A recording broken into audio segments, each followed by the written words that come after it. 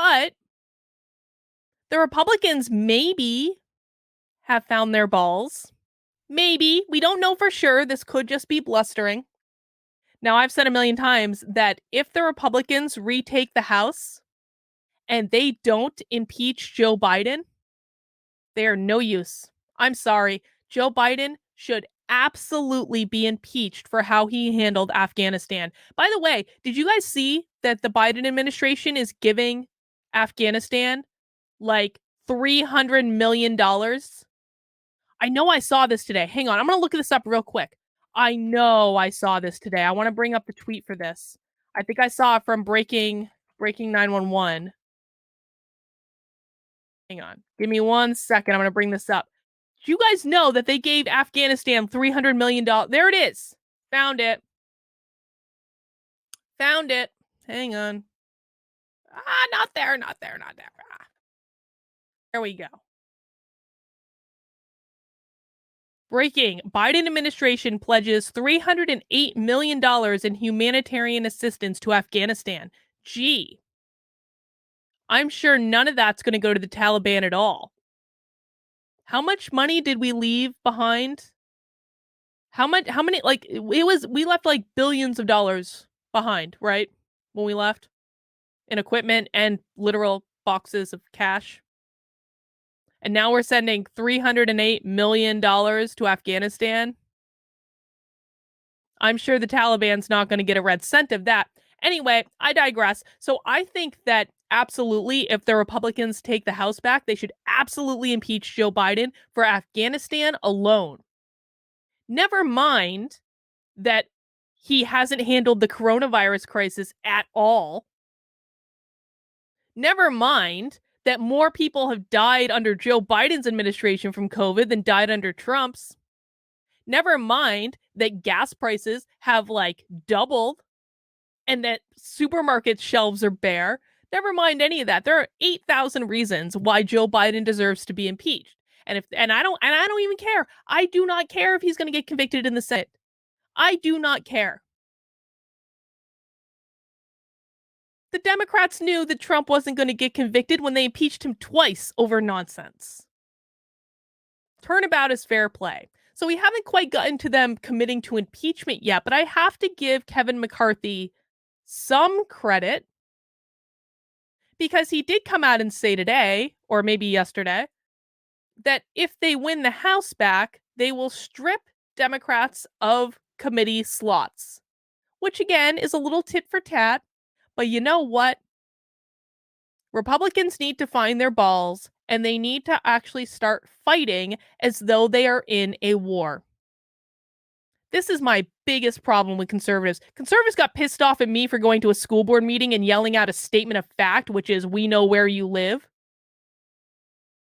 I didn't say I was going to go to their house. I didn't say I was going to do anything to them. I don't even know where they live. But that was too much for some conservatives. They're like, no, we can't play that game.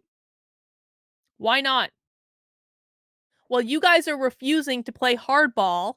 The Democrats are indoctrinating your children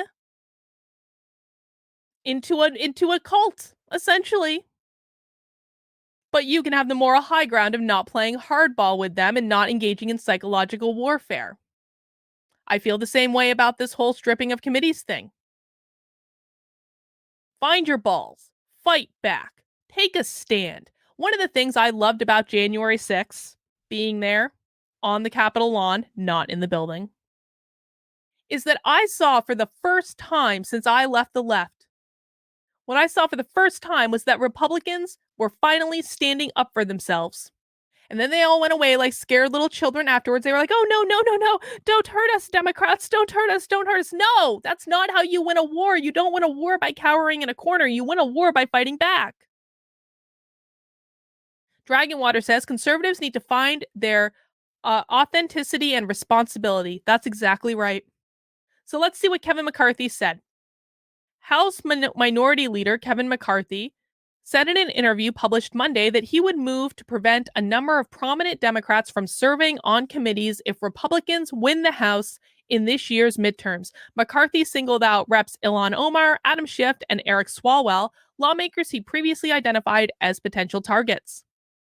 McCarthy had previously threatened to retaliate against Democrats for their votes in the last year to remove Marjorie Taylor Greene and Paul Gosar from committees for invoking political violence in their rhetoric. It's as though the First Amendment doesn't exist, invoking political violence in their rhetoric, please. But in a Breitbart interview published on Monday, McCarthy was more declarative that the Republicans would not let those members serve on committees if they take control in the House. Never in the history of Congress have you had the majority tell the minority who can be on committee.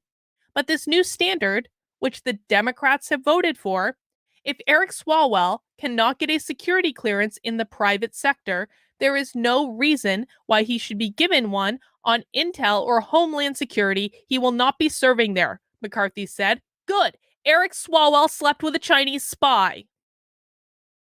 He slept with a Chinese spy. He should not be on the House Intel Committee. This is just common sense. Ilhan Omar should not be serving on foreign affairs, McCarthy added. This is a new level of what the Democrats have done. Ilhan Omar married her own brother. I have COVID, Brand. I'm just going to say whatever I think. McCarthy had previously singled out Representative Maxine Waters as a Democrat Republicans might prevent from serving on committees, but she was not mentioned in the interview published on Monday. However, McCarthy confirmed that he would still act to prevent Schiff and Swalwell from serving on the House Intelligence Committee, as well as Ilhan Omar from the House Foreign Affairs Committee. I think I agree with this. I'm sorry. If you aren't going to fight fire with fire, then I don't know what you're doing. Then we're just sticking around. I am so is anyone so maybe it's just because I'm sick. I don't know.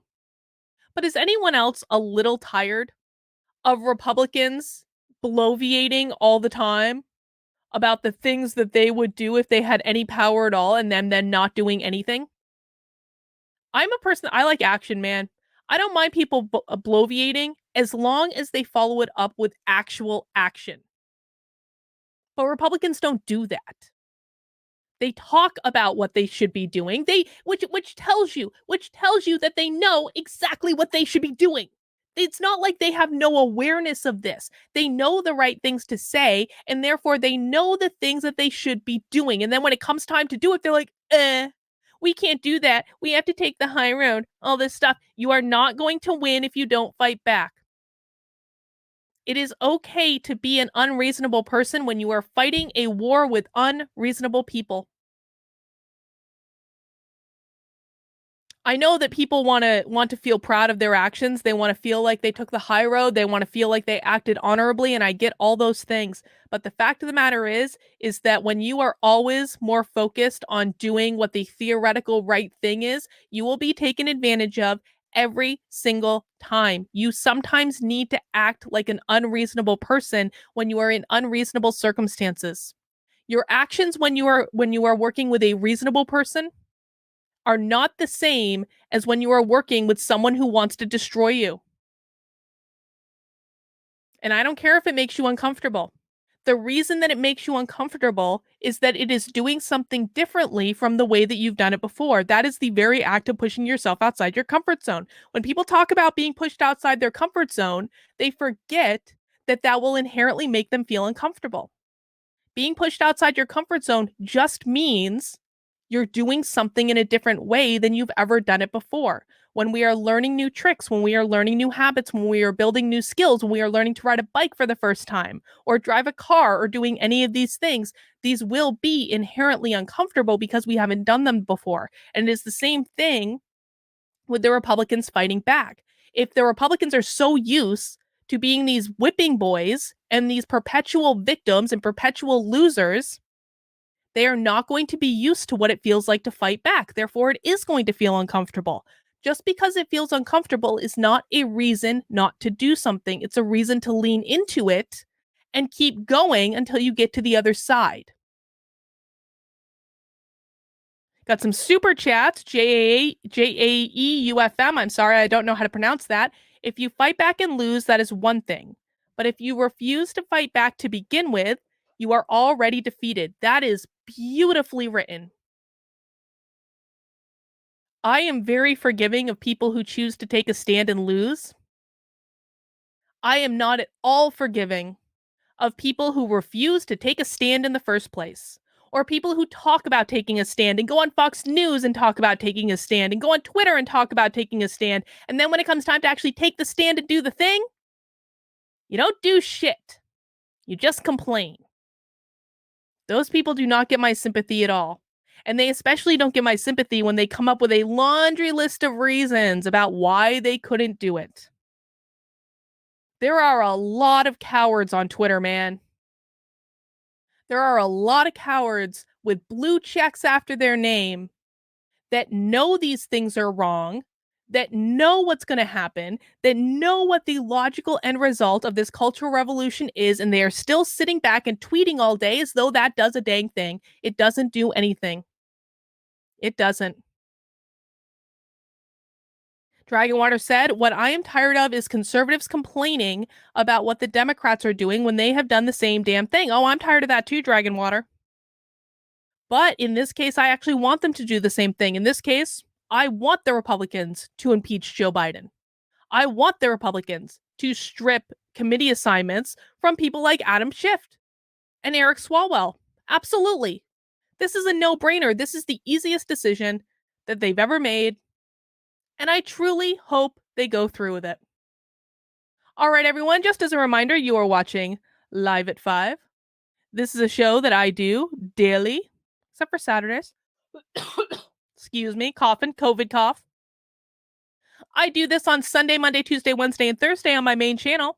On Sundays, we do effed up news at 5 p.m. It's a nice little, it's the more fun stories from the news to kind of round out the weekend. We do kind of normal stream Monday through Thursday. Then on Fridays, we go to my second channel, which is Actively Unwoke. And we do happy hour on Fridays over there. If you're not subscribed to happy hour or Actively Unwoke, rather, the link is in the description. Whether you are watching on YouTube or maybe Odysee or maybe even Rockfin, you can subscribe to my second channel, Actively Unwoke. Thank you, the capitalist pig over on Odysee, for, I don't know what Odysee super chats are called. Politics is war by other means. Yes. Thank you for the support, my friend. I greatly, greatly appreciate the tip.